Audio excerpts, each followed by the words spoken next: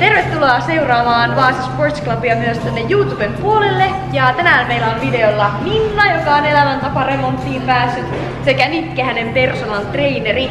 Treenit on nyt takana tältä päivältä. Miten meni?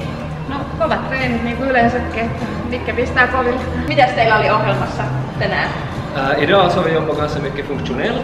Jag jobbar mycket upprätt läge, alltså som Minna står. Minna jobbar sittandes, så hon sitter alltid på jobbet, så när vi kommer hit så försöker vi vara upprätt och stå och använda hela kroppen så vi får en större förbränning. Så vi har jobbat med kälken, vi har använt repet, vi gjorde sådana thrusters och så har vi varit på löpbandet och gått 500 meter. Sen har hon gjort 20 knäböj, 20 kettlebell swings och sen har hon gått upp för trapporna 3 gånger. Kuulostaa hyvältä ja oli hyvännäköinen treeni kyllä.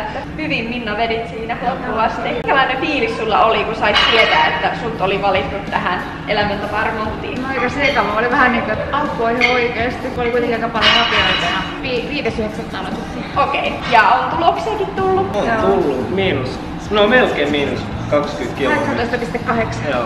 Tosi hyvä saavutus.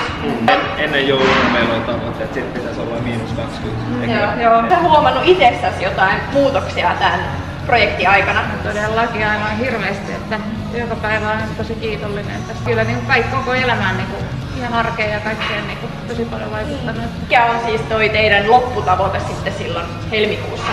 Alussa puhuttiin, että kilo per viikko, eli kun on 24 viikkoa, niin 24 kiloa, mutta nyt me varmaan joudutaan sitä nostamaan. Niin. Koko ajan laitetaan vähän enemmän, koska sitten jos jouluna on 24, olisi 4 kiloa, niin. Se on liian vähän.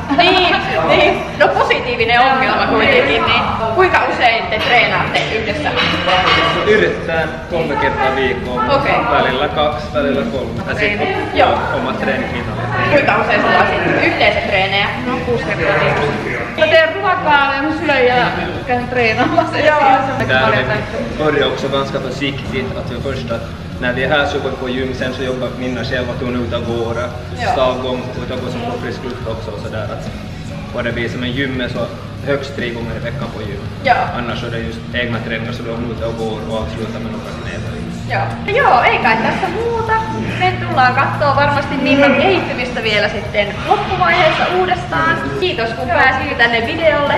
Kiitos. Kyllä, hyvä tännekin vielä. Yes.